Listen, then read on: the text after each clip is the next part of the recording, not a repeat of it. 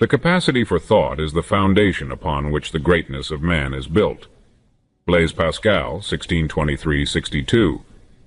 Men dread thinking more than they fear anything else on earth, even more than bankruptcy or death. Thought is cruelly destructive and dreadful. It is ruthless toward privilege, established institutions, and cozy habits.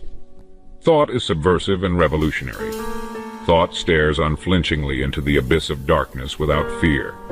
The greatest, most fleeting, and most unfettered aspect of man is his capacity for thought, which is also the source of all illumination in the cosmos.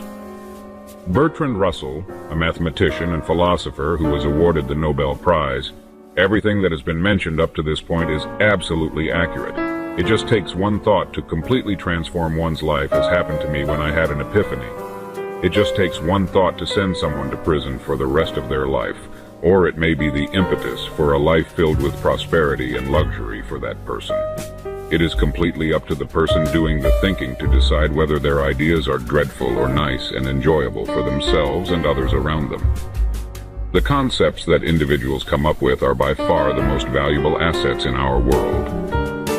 The United States of America existed solely as an idea prior to the time when it was finally put into practice.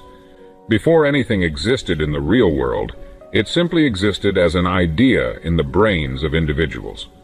Your ideas dictate the path that your life will take, and right now, both you and I represent the sum total of the thoughts that each of us has had up to this point in our lives. That's the most we can expect from ourselves at this point. Our whole lives have been spent acting on either our own ideas or the ideas of other people, depending on the situation. To think is to have ideas, and to think is to have everything. To have ideas is to think. The way in which you typically think is the most important aspect of you. It is the factor that decides everything else in your life, including the amount of money you make, the location in which you live, the things you wear, the level of education you have, the way in which you communicate, the person you marry, and the number of children you have, with the exception of the things that occur to you as a direct consequence of the thoughts that others have had.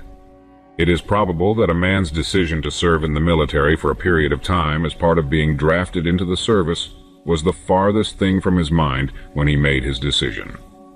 However, the fact that he is being drafted is the result of a notion that was arrived at by the people who are in charge of making judgments. This is the case because he is being drafted. It just takes one brilliant thought to set you on the course that leads to material abundance. When you sit and think about anything on a Sunday morning or afternoon, do you think your mind may wander in as many different directions as there are possible? The law of averages will begin to favor you as soon as you begin to generate fresh ideas. All it takes is for you to get the ball rolling. Let's say you decide to devote 1 hour of your time each day for the next half a year to producing ideas that tend to explore both your own personal potential and the aims and needs of the people you would be serving. Let's also say that you commit to doing this so that you may serve the people you will be serving. Could you come up with 5 fresh suggestions each and every day for the next 6 months? Working together, my business partner Lloyd Conant and I were able to create a product that has resulted in sales that have exceeded 25 million. This was accomplished through our collaboration. We were successful in putting everything together in a little over a month's time. What ultimately becomes a product is a notion. There are people in Japan who have a success rate of 99% when it comes to determining the gender of newborn chickens by looking at their genitalia. In spite of the fact that it seems hard to tell male young chicks from female young chicks at first appearance, they are nonetheless able to achieve this feat. However, there is no method that has been sanctioned by scientific research even comes close to having such astonishing accuracy. It is something that people do without even thinking about it. They don't need any objective evidence because they just have a gut feeling about which chicks will mature into males and which will mature into females. They just have an intuitive grasp of it. The only way for those who are interested in becoming chicken sexers to learn the job is by looking over the shoulders of experienced employees who are unable to communicate the technique that they use to sex hens. Those who are interested in becoming chicken sexers must learn the profession by looking over the shoulders of experienced workers. The very fact that I am able to articulate this demonstrates the phenomenal power of intuition. It's conceivable that the most effective method to generate really wonderful ideas is to allow our intuition and intellect to collaborate as guides in the process. This is an intriguing possibility. You should make it a habit to have a folded piece of paper and a writing instrument with you at all times over the course of the day. This should be something that you do automatically. People have a propensity for having ideas strike them at the most inconvenient times, such as while they are walking, driving, taking a shower, eating. Keep an eye out for them, particularly during breakfast and lunch, or eating a meal. When the mind is in this state, which I refer to as neutral, it affords the opportunity for ideas to come to the surface and make known. There is no guarantee that we will have our most creative moments during the think time that has been set aside for us. However, if we bury the problem that we're attempting to solve deep into our thoughts, it seems that a large section of our subconscious continues to work on the notion even when we're concentrating on something else. This is true even if we're trying to tackle a different problem. When it believes that it has discovered a solution, it waits for a period of quiet before bringing it to the surface so that it may be reviewed. This allows the solution to be properly assessed. These ideas need to be written down as soon as possible so that we can give them the consideration they deserve. To investigate what Teilhard de Chardin refers to as the noosphere, which is an invisible layer of human intelligence that forms a mantle enveloping the earth, I believe that our intuition has a method of doing so. This is something that we may be able to do by delving into our more distant recollections. It is a puzzle as to how it operates, but we have all seen personally at some point in our lives that it does in fact function. Planting a problem or question deep in the unconscious by first turning it every which way during an intense conscious effort to solve it frequently leads to a solution ultimately emerging in our consciousness completely unbidden. This is because turning the issue or question in every which way during the conscious effort to solve it causes it to be turned in every which direction. During the process of rigorous conscious effort, this may be performed by spinning the issue or topic in every direction possible. "Of course," is a popular answer. "Why in the world didn't I see that?" When we turned it over in our brains, utilizing the rotisserie of our awareness, however, it did not instantly become evident what was going on. Others who rely on it happening, anticipate it happening, and wait for it to happen as a ship's lookout waits for a light in the darkness, seem to encounter it more often than others who do not depend on it happening. If you have never given this idea a try before, you are passing up an opportunity for an experience that is not only fascinating on an unlimited level, but also very satisfying. In many instances, we are able to discern whether something is right or wrong, much in the same way that those Japanese chicken sexers are able to detect which chicks are male and which are female. Because women generally appear to be more in touch with their instincts than men are, they are often better at it than men. It's likely that throughout history they've been obliged to do so, owing to a lack of physical strength that hindered females from competing with males on a more basic level. This might account for why they've been forced to do so. As a result of recent occurrences, I was kind enough to buy lunch for my grandson, who is now 11 years old. As we were making our way back to the van after the event, we came across a group of young men who seemed to be in the process of destroying a petrol station with picks and shovels. As we continued on our way, we were able to observe this activity. They were only wearing shorts up to their waists, and they worked in the middle of dense clouds of dust while shoveling broken concrete, using heavy picks and jackhammers and using heavy shovels. I came to a complete stop and turned to Danny, pointing to the younger employees as I did so, and asked him whether or not this was the kind of job that he envisioned himself doing when he was older. After watching them for a little while, he exhibited an expression of distaste by shaking his head. While Danny and I were traveling, I made the comment to him that people who have occupations that are mostly physical are not realizing their full potential because they are not challenging themselves mentally. This is the case for males as well as females. Thinking men and women do. We are able to think more clearly and effectively, as well as assist a greater number of people via our ideas than we ever could by doing manual tasks alone. Not only that, but it's also better for our health, which is an added bonus. Then there is the pleasure of making use of our physical bodies for activities that are more delightful, such as playing tennis, golf, sailing, fishing, swimming, camping, hiking, mountain climbing, running, and exercising. These are all examples of activities that we find more enjoyable when we make use of our bodies.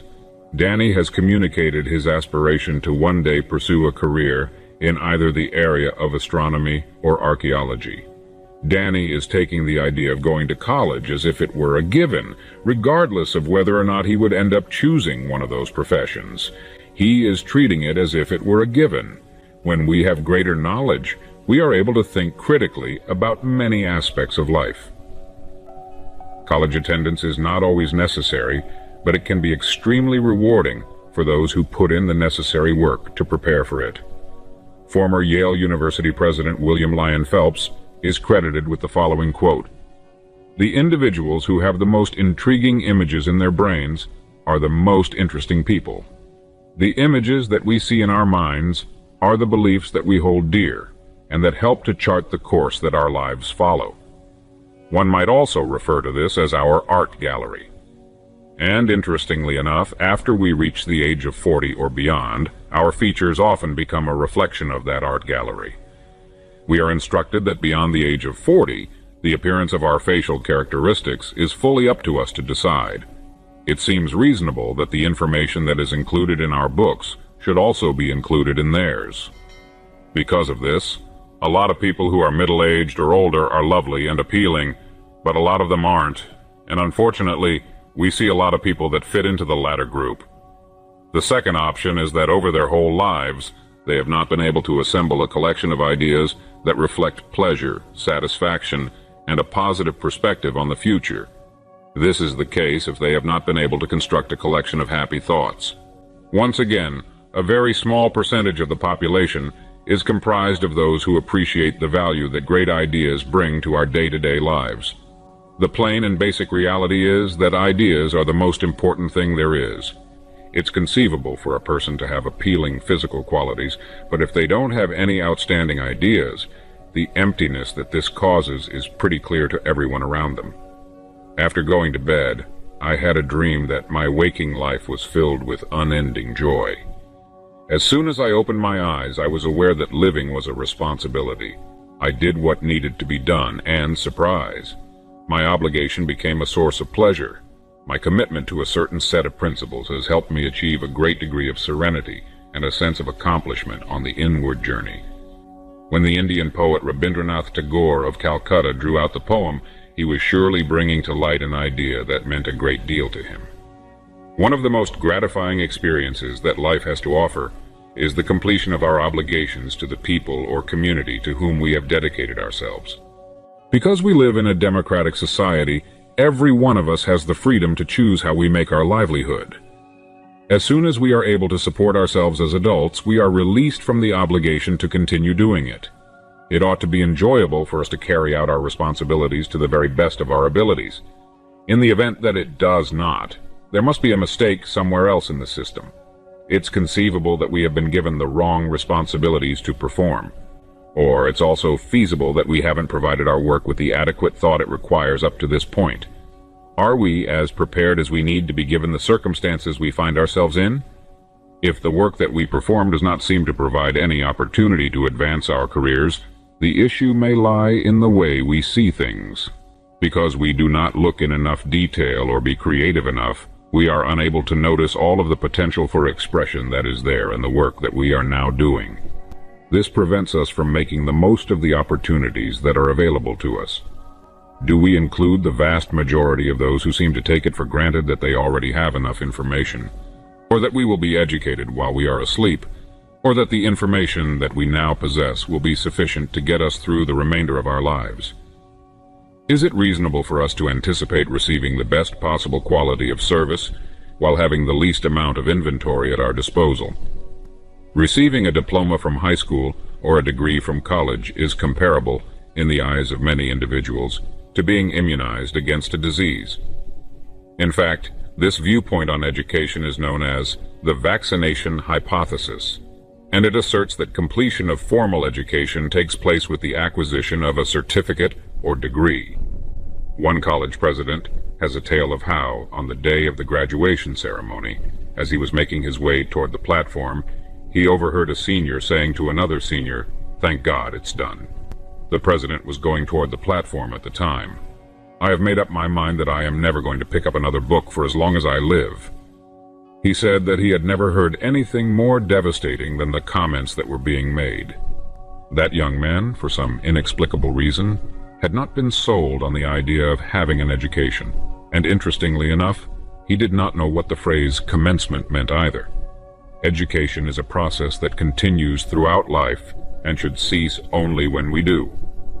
Nonetheless, commencement implies the beginning of anything and not the completion of something in particular. It is the beginning of our independence, to be true, but also the beginning of an enlightened education that will assist us in developing the mental pictures that will determine who we are as people. Ideas, especially great ideas that push us to be greater and larger than we are today, are the deeply entrenched anchors that will hold us in place steadfastly, even when the turbulent winds and seas of life crash about us. Ideas are the anchors that motivate us to be better and bigger than we are today. They act as the moorings that prevent us from being scared or derailed off our path by expediency, fad, or demagogy. They also function as the anchors that protect us from drifting aimlessly. Great ideas provide us with a set of sensors that can pick up on dishonesty and phoniness, exposing what is cheap and poor, as well as what is frequently referred to as the easy buck. In other words, great ideas teach us how to spot dishonesty and phoniness.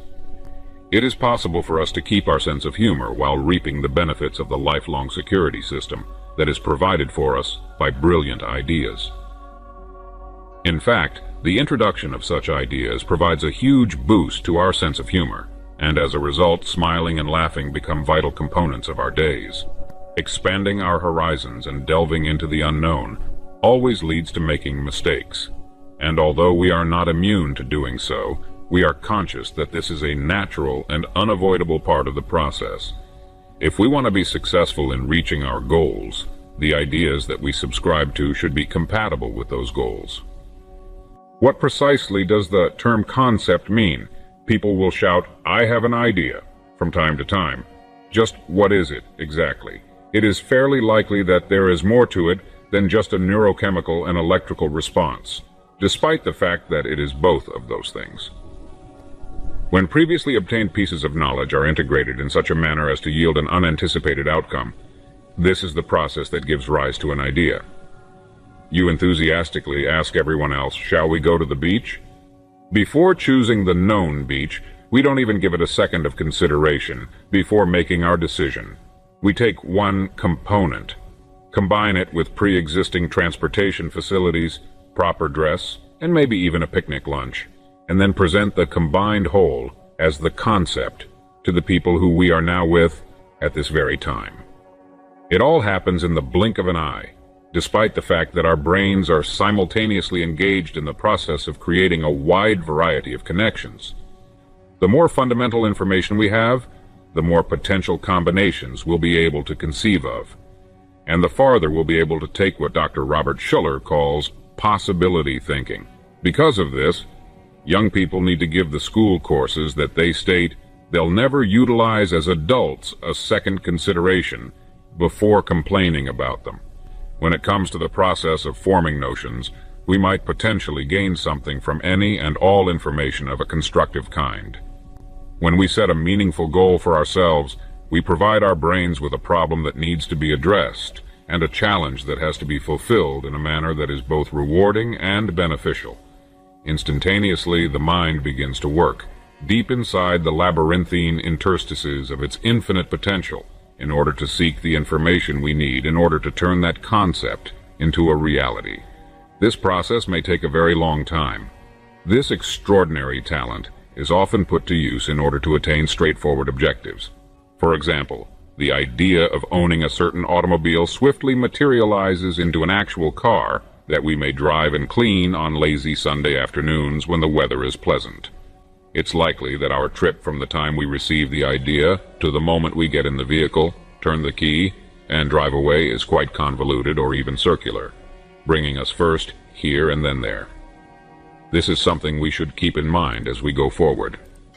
We might have saved ourselves a lot of trouble and made the process a lot less difficult if we had just paid attention to the guidance that keeps popping into our brains. On the other hand, the majority of the time we create obstacles for ourselves by disregarding the guidance that is provided to us, only to discover at a later time that it would have been an excellent strategy to reduce the amount of work that was required of us.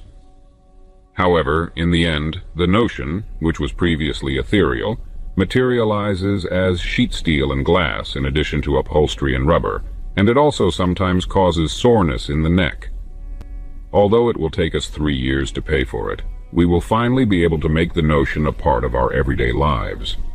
This strategy for reaching our objectives is the wellspring of everything great that enters our lives during its course. It is the driving force behind our success. Quite frequently, it entails nothing more complex than a trip to the grocery store, a phone conversation, or an instruction issued to a teenager. The actualization phase occurs after the idea phase. It is still the same process that will end in satisfaction, even if our ideas increase in degree, cost, and complexity. Alternatively, they will be frightened off by shyness, reasoning, or on occasion just plain good common sense. It is still the same process that will end in fulfillment. Sometimes when we are toying with or fiddling with a beautiful idea, our mental process is overrun by other ideas, meaning that the particular tasty idea in question will have to be postponed for a year or two, maybe 5 years, or even longer than that. This means that the idea will have to be shelved for a longer period of time. Our style of thinking informs us. Yes, it tells us that we have made the sort of quantum leap that is out of place if we are going to stick to our present objectives and ideals. If we are going to adhere to our current goals and ideas, this is problematic. If this is the case, then this is something that can be deduced from the way that we think about things. The ability to put off satisfaction for a longer period of time is generally seen as a sign of maturity. As a result of this, it is strongly suggested that the list be compiled on paper. However, this does not exclude the possibility that any of the things on the list might be subject to improvisation. It is not at all unusual for us, as we discover how fast such a system affords us fulfillment of our goals, to update our list to include levels that we may not have originally imagined were within the realm of possibility for us. This happens because we are learning how quickly such a system provides us with fulfillment of our objectives. In fact, it is not at all uncommon for us to realize how easily such a method enables us to achieve the objectives we have set for ourselves. This strategy is used on a daily basis by millions of people who do not give it a second thought and who have no knowledge whatsoever of the procedure at all. Once a system has been well understood and verified, it may be used for any and every goal-related information that is given serious attention. This opens up a lot of possibilities. All that is asked of us is to provide it to the system and let it handle it from there. In order for us to make use of the system, having an in-depth understanding of everything that goes into it is not required. When we make an attempt to examine and grasp each and every phase of the working process, we have a propensity to get in our own way, which in turn limits the potential accomplishments we are capable of achieving. It serves its purpose well. Just let things alone for the time being. Even though the process of thinking itself is within our control, the content of our thoughts determines who we are. It is hard to put a number on the degree to which people consistently underestimate their own talents as well as their potential for accomplishment. We don't give a second thought to the accomplishments of other people, which is another way of saying that we don't normally place a lot of weight on what other people are able to do. When it comes to setting goals for ourselves, though, we have a propensity to be extremely careful, and as a consequence, we prefer to stay within parameters that are excruciatingly constricted. This is especially true if there is some type of maintenance program that is presently being carried out, since this makes the situation much more relevant. That is to say, if we have a job, even if it is a job with very few needs put upon us, we will typically cease making any further efforts to prepare ourselves for the future. This is true even if the job has very few duties placed upon us. 1. Work of far better quality and a much more interesting variety. 2. Any sudden and unanticipated emergency that could occur. I remember very well seeing a television news program in which former workers at a Navy yard that had been deactivated were being questioned. The announcer addressed the crowd with the following question: "Now that the Navy yard has been decommissioned, what are you guys going to do with yourselves?" The person who was standing closest to him was the one who spoke first. They responded, "Well, I suppose we'll just have to wait for it to open back up again."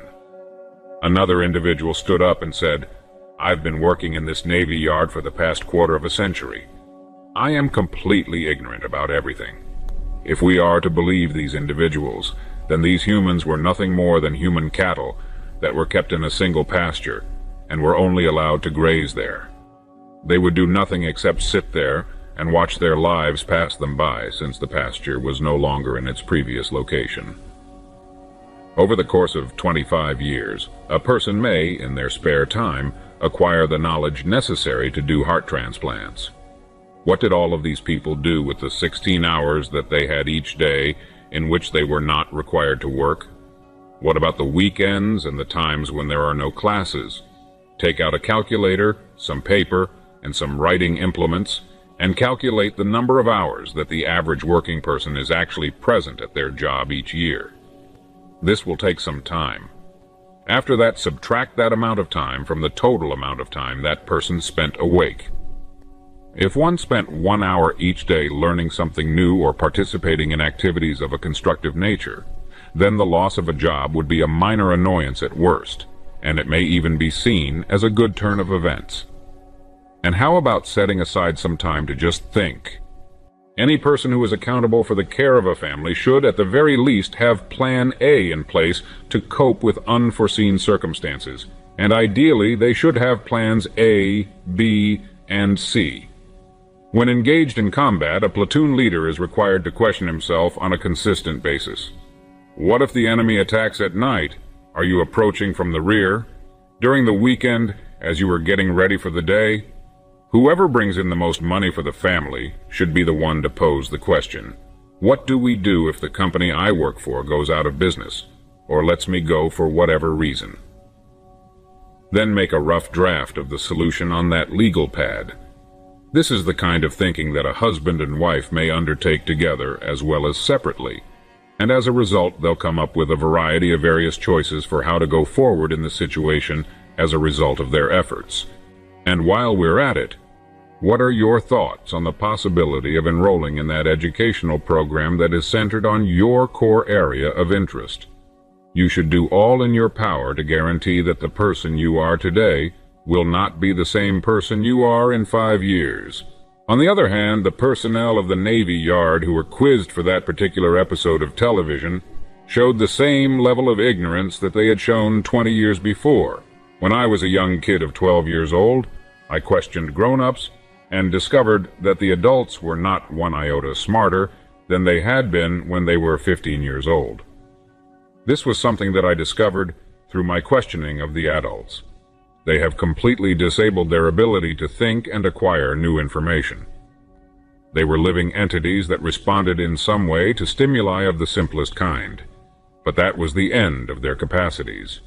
When they noticed that they were beginning to feel hungry, they set out on an adventure across the area in quest of something to eat. In that order, sleep, eating, and having sexual relations. The remainder of the time was taken up by whatever components of their reality happened to present themselves to them at that particular instant. They laughed throughout each episode of Jack Benny, Fibber McGee, and Molly, which they listened to on the radio and liked listening to. They giggled, slapped their legs, and shook their heads before returning to the regular state of semi-consciousness that they experienced when awake. During the economic turmoil that began in the 1980s, a familiar theme that we heard was, "I worked for that firm for 30 years, and now I'm out of a job, just like that." In other words, many lost their jobs suddenly after having worked for the same company for a long period of time. If you listen to them talk, you may get the sense that they had sacrificed some facets of their personal lives in order to secure the success of the company for which they worked. This is because you might get the impression that they compromised certain parts of their personal lives. They make no mention of the fact that the company reimbursed them for the time that they spent on the task and supplied them with the resources required to become anything they may have dreamed of being in the future. Both of these benefits were provided by the company. They were neither detained against their will nor coerced into doing the duty. Hence, the arrangement was reasonable and equitable. They applied for the job, which resulted in their acceptance, and they were paid an acceptable amount for the amount of work that they completed. There was no agreement in place to provide them with employment until they reached an age or had a physical condition that prevented them from continuing to work. Why didn't they take into consideration the possibility of getting fired and make preparations to cope with an issue that was completely out of the blue? My pals John and Elsie did. After John was fired from his job, he and Elsie made the decision to sell their house in Ohio and go to Florida, where they could spend their golden years in the pleasant climate and take advantage of their retirement. If he had been laid off a number of years earlier, they may have been able to turn their part-time real estate business into their full-time career. They bought, renovated, and sold real estate as part of their business. They would be fabulously rich right now if they had done what they could have done. The trouble for John and Elsie was that, like so many of us, they made the typical error of underestimating what they could achieve working for themselves, given the amount of time that John was devoting to his job at the steel mill. The problem was that John and Elsie underestimated what they could accomplish working for themselves, given the amount of time that John was devoting to his job at the steel mill. They did not quit the job voluntarily very often due to the fact that it offered a consistent weekly income, which is something that the vast majority of people do not have. The vast majority of individuals, on the other hand, come to see their places of employment and the labor unions they belong to as parental figures, growing to depend on them for their safety and their ability to continue living, because the company is so big, with such large smokestacks, and because it employs so many people, and because it produces so much steel or anything else, it appears as though it will be there forever, and all they need to do to keep their job is show up to work, do whatever is required to keep it, and then go home. They don't have to stress about how they're going to fill the rest of their lives with all those uncountable hours, year after year, decade after decade. They can just let it pass with as little routine as possible. Why does no one care to engage these folks in a conversation on the subject of change? How is it that some people are able to isolate themselves from the knowledge that is pertinent to their situation? It would seem that they have totally wrapped themselves in ignorance, which is then wrapped in shibboleths and myths. I know. I was a part of their community at the time. My eyes would be irreparably damaged if I continued to read that way, as my father often cautioned me to refrain from doing so. Reading doesn't hurt. It will be beneficial to the eyes in general, but the gray matter that is placed just behind them will benefit from it much more. But all of this is changing in a manner that is gradual but consistent. As time goes on, more and more people are joining the group that thinks, and this trend is expected to continue. In this world, thoughts and concepts are more important than anything else, and each one of us has a very unique ability for the processing of thoughts. The enormous brain that is characteristic of Homo sapiens, the only member of the genus Homo to have survived to the present day, is something that is present from birth and is considered to be standard equipment. As soon as a baby is born, we find ourselves in possession of a gorgeous living creature whose destiny is shrouded in a great deal of mystery for us. What mind-blowing ideas are going to spring out of that creature's head? And with such tools, what kind of life might this young person fashion for themselves? According to Peter Drucker, public education is an institution that was built for the maintenance of adolescence. It was immediately obvious to me that Drucker was educated in the subject area that he was addressing, as I was having a conversation with 3 high school kids one morning while we were eating breakfast. Obviously, having a conversation with 3 17-year-old girls for a quarter of an hour does not qualify as an in-depth study. On the other hand, the people with whom I interact on a daily basis in my capacity as a sales clerk in shops and as a customer service representative on the telephone appear to provide very little in the way of encouragement. It is said that just 10% of all fishermen catch 80% of all the fish captured. Yet the average person who likes fishing is not an exceptionally skilled fisherman. The typical guy who goes fishing just because he loves it is not a very skilled angler. The average bowler is not very skilled at bowling, just as the average golfer is not particularly skilled at golf, and so on and so forth. Someone once remarked that the majority of us only do as much as we need to in order to get by without receiving an excessive amount of responsibility for our actions. This is a statement that has been made in the past. The expression, "that's good enough," is one that is used rather often. Yet the normal understanding of this phrase is, it's actually not very good at all. It is possible that this is the narrative of the lives of a great number of people in the world's wealthiest nation, which also provides its residents with the greatest number of choices possible. It is sad that thinking was never required coursework at any of the public schools that I have been a part of throughout my education. Not remembering, which is what the vast bulk of the work that kids do in school is about, but rather thinking one, thinking a two, thinking a three, thinking I4, and so on, all the way up into the more advanced levels of university study and beyond. Unfortunately, it is not something that is taught in our school system, even though it is the highest conceivable function that a human being is capable of fulfilling. The act of considering is one that is performed without much thought. Every working person should be given a tape cassette program and printed material entitled "Your Life and Your Work" after successfully completing a training program offered by their firm. The program should be on a cassette, and the content should be printed. The bulk of the material that we are going over here would be included in it, as well as other subjects such as basic aptitude tests, recommended savings plans, and emergency planning that are intended to aid the person in discovering the main area in which they have natural ability. This would be the case since it would be included in it. It is expected that the person will find all of this interesting. It provides us with choices, options, and even more possibilities, which is precisely what we need in order to construct the sorts of plans that would maximize, at least to some degree, who we are and what we are capable of achieving. It opens all kinds of wonderful windows of opportunity for us, providing us with choices, options, and even more options. Options, alternatives, and a greater number of possibilities. The phrase, "you have lost your job," would be shown on the screen to introduce a part of the program with the same name. This section will answer the issue, what can you do that the community wants or needs, with the understanding that the community refers to the whole of the United States of America and the free world. My great friend Derm Barrett, who is a business consultant in Ontario, Canada, spent a total of 800 hours learning Spanish in such detail that he is now able to offer business seminars in a number of Latin American countries. Because of his extensive knowledge of the language, he is able to do this. It opened up a whole new world of options and things that attracted him that he might explore as a result of having access to this information. The entire amount of time invested was 800 hours.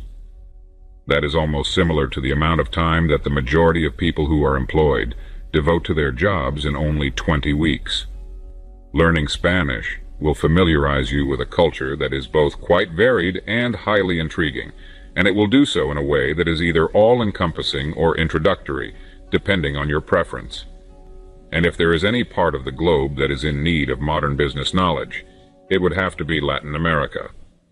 Over the phone, I could sense Derm Barrett's excitement and enthusiasm as he recounted how he had accepted the challenge of learning Spanish, using his own ideas of time management and goal planning, and how amazing the experiences that ensued were and are. He described how he had taken on the task of learning Spanish, using his own ideas of time management and goal planning. He described how he had used his own ideas about how to schedule his time and achieve his objectives in order to meet the challenge of learning Spanish. His options had greatly broadened since then, and how much the natives admire us whenever we attempt to converse with them in their native tongue, which is not one of ours. It's possible that being fired from our jobs will turn out to be the best thing that ever happens to us. It forces us to do something that we were not able to muster the strength, creativity, or drive to accomplish when we had secure work, and that is to go farther afield for opportunities that are greater and more attractive. This is a result of the fact that the job market has become more competitive. After the initial disbelief and a period of mourning, we often discover that we are now in a position of work that is far more to our liking, with many more opportunities for advancement than we were ever given by our old company. After we have recovered from the first shock and despair, we often discover that our new line of employment is much more to our liking. Surveys of men and women who have attained remarkable success have shown that the job they left behind was strongly associated with their later accomplishments. This was the case both before and after they achieved success. It made no difference whether they had voluntarily quit the job or been fired from it. Either way, they were no longer employed there. Before joining our firm, every member of our management team cut their teeth in a variety of other fields, first in their own professions. That joy suffuses their hearts completely. The fact that they are now working and earning a higher income provides evidence in support of my theory. They are now enjoying work that is far more stimulating for them, and as a direct consequence, they are making more money than they ever had before in their lives. In the realm of business, the concept that we should focus our mental energy not only on things that are functioning poorly or might require some kind of adjustment, but also on things that are operating at their optimal level, and generating the greatest amount of money is a good one, and it is supported by an enticing line of thought. This is because the idea that we should focus our mental energy on things that are operating at their optimal level and generating the greatest amount of money generates the greatest amount of money.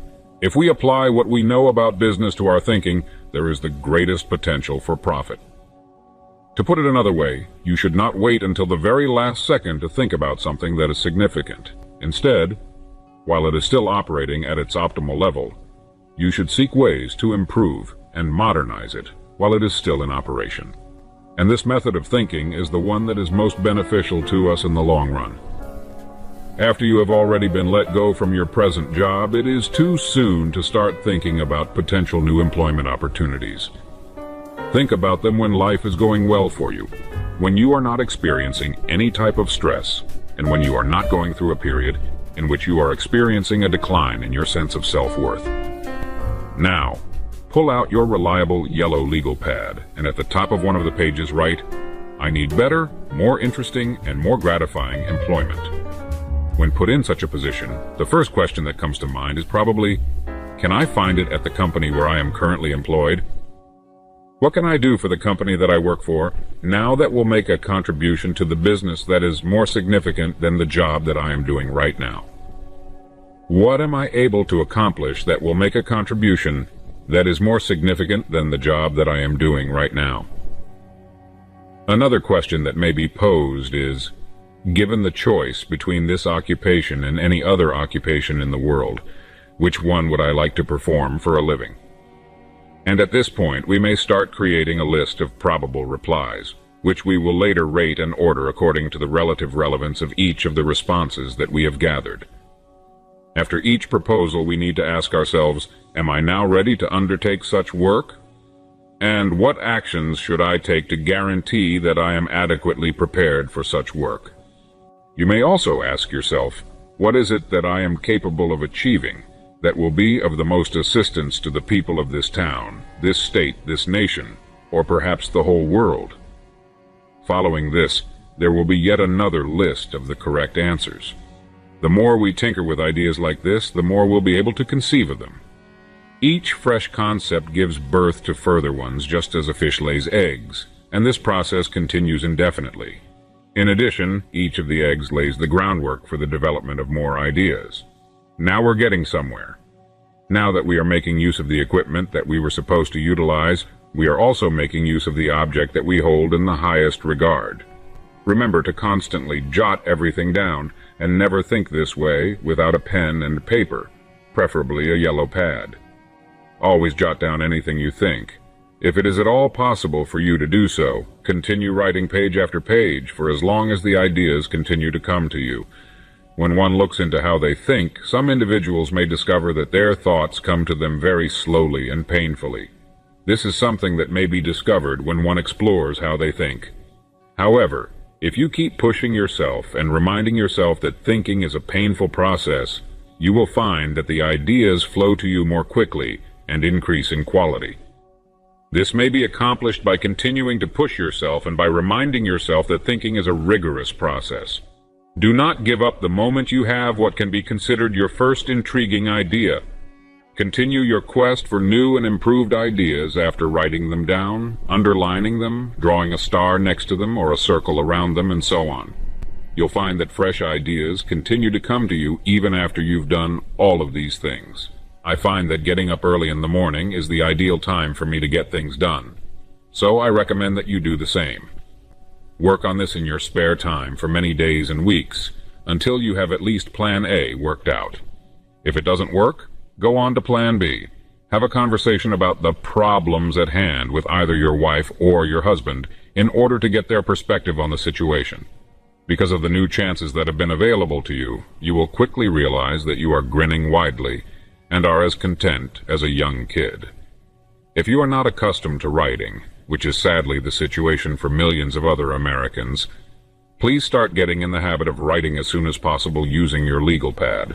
If you are not used to writing, which is unfortunately the case for lots of other Americans, you should not for 1 second kid yourself into believing that you will be able to recollect all of the concepts that float to the top of your head. Rather, you should scribble them down on some paper as soon as they come to you. If you want to improve your writing talents, there is a terrific way that is open to you, and it is as follows. Simply pick up any respectable book, read it, and then paraphrase what it says. While you are writing the text, be sure that you are copying all of the punctuation marks and paying attention to the beginning of each new paragraph as you go from page to page and word to word. When you read aloud while you're working on your writing, you will find that your speaking skills develop at the same time that your writing becomes easier to understand and more natural. Keep a dictionary accessible at all times, and make it a practice to look up the meaning of any terms you come across that you are unfamiliar with. You may soon reach a place where writing is simple, fun, and undemanding for you if you commit 30 minutes of your time every day to working on this skill. As time goes on, you'll notice that your writing has improved and gotten easier to read. Make sure that each and every word that you write can be read without any trouble at all. The unique writing style developed by W. Somerset Maugham was greatly influenced by this approach to writing. It was during the summer vacation of a child who was 10 years old that I suggested to the mother of that kid that she supervise her son's reading and writing for 1 hour a day over the summer. I wanted to make sure that her son was developing his literacy skills. I made the observation that when he went back to school in the fall, he would have a substantial edge over the other pupils in his class since he had been away for the summer. She gave me a look that indicated she was wondering how she would react if I suggested that her child learn Chinese. I took this to mean that she was thinking about how she would respond. It was obvious that she would not take my recommendations into account, and it was also obvious that her son's reading and writing skills would not improve as a result of her actions. The freedom to act on our own accord is one benefit that might come from ideas. Ideas have the power to liberate us from our chains. You will come to realize that there are other opportunities open to you, as well as additional places to which you may go. Good ideas consist of things that are magnificent, delectable, and entrancing in equal measure. They give an explanation for why some people are able to create considerably greater pay after retirement than they did while doing the vocations that they clung to with such tenacity while they were earning a living. In other words, they explain why some people are able to generate much higher wages after retirement throughout the course of this time span, which ranges from 35 to 40 years. Since a pension offers a saving base below which they know their income cannot fall, they realize that they now have the courage to pursue the aims and ideas that they lacked the guts to pursue while they were working. This is because they know that their income cannot go below the level that the pension provides. Because of this, they are able to have the assurance that their revenue will never drop below this level. That shouldn't be an issue at all. Regarding the time limit within which we should carry out our tasks, there is nothing that can be considered fixed in stone. For me, it doesn't matter what hour it is. On the other hand, it is very uncommon for people in this predicament to make statements such as, "I should have done this 30 years ago. My God, just try to picture the state of my life right now if I hadn't done that, and to think of all the fun moments we might have had together." The unpleasant truth is that as long as we are still alive, we will never arrive at a point where we are completely secure. It is never possible to achieve safety in the midst of one's existence. One can only do so at either the beginning or the end of their journey through this world. If we want to have a sense of safety throughout our whole lives, we are going to have to make peace with the idea of basing that safety on something that cannot be guaranteed. Instead of being the chimera, the fire-breathing, multi-legged, clawed beast that we believe insecurity to be, insecurity is just the normal situation that we are in. There is a possibility that independence is associated with uncertainty. It gives us the options we need in order to create a life that is fascinating and challenging for us, and it does this by providing us with a variety of options. Because it forces us to depend only on ourselves, fear motivates us to improve ourselves and become better versions of ourselves. Putting away the equivalent of either 6 months or a year's worth of pay in a savings account is not a bad idea in any way. This also gives us the ability to live our lives freely and independently. It gives us some time so that we may think about our alternative choices. If a concept results in a change for the better, then we may say that the idea was successful, and the shape that a concept takes is not relevant to the quality of the idea itself. A good notion demands modification. Also, a fantastic idea for making money doesn't necessarily need to come up with anything that is highly innovative to be successful. Everything that has already been successful because of amazing ideas has the potential to attain even higher heights of achievement, yet this potential is often overlooked. It is not impossible for a local small business that is currently producing a profit for its proprietor to grow to the point where it produces an even larger profit via the use of certain expansion strategies. Under no circumstances should you ever use the phrase, "I'd want to get to the point where I can start taking things easy. I'd want to reach the point where I can begin relaxing about things."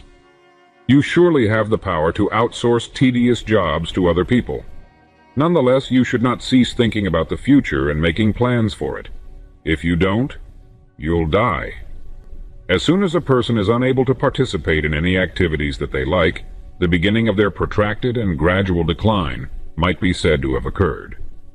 They begin to come apart, and things in general start going in the wrong direction. After you've left this world, you'll at last be free to unwind and take it easy. People who never find themselves bored or without anything to do have a significantly increased likelihood of living a long and healthy life. They are farmers, which implies that in addition to fresh crops to plant and harvest, new cows to milk, and 100 other things that need their attention at the same time, they also have new crops to sow. They may be teachers who begin the new school year with a whole new class, or writers who conclude a piece on one subject before moving on to another. Either way, they begin their work on a fresh topic, and they are the type of people who never find themselves at a loss for novel ideas.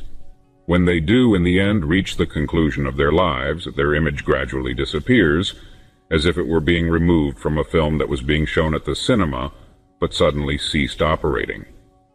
Reading Ortega has shown us that humans are the only creatures on the whole planet that are born in a state of natural perplexity with our world. This was an interesting and eye-opening discovery for us. Reading provided us with the necessary information to acquire this knowledge. Every other recently hatched species seems to be adapting extremely well to the new habitat in which it finds itself. They never have to ask themselves, "What will I do?" since they are wholly controlled by their instincts and react in an instinctual fashion to whatever stimuli have an influence on them. This eliminates the need for them to ponder the question, why were we prevented from reaching this specified level of development? We are the only known species that can create our very own universe entirely within the context of the one that already exists and of which we are a part. Having the power to do so is quite remarkable. Because the ideas we have such a significant impact on our lives, it stands to reason that ideas are among the most important things in the world. Unhappily, for far too many of us, the lack of great ideas rather than the existence of such ideas is the primary factor that shapes our lives. A poet had penned the line, "Blessed is the man who has discovered his job," in the past. Without a doubt, a clever suggestion, the man or woman who identifies an area of study that may be explored indefinitely has a tremendous amount of untapped potential for their own life's trajectory. Permit me to emphasize yet another fantastic idea for you. Such work is accessible to each and every one of us. If we have not found it yet, the most effective course of action that we can take is to keep seeking it until we find it. There is nothing more that can be done on our end. Another wonderful idea is that the honors and accolades bestowed upon us throughout the course of our lives will be precisely proportionate to the amount of service we have rendered. We have come together to assist one another in whatever way we can over the rest of our lives.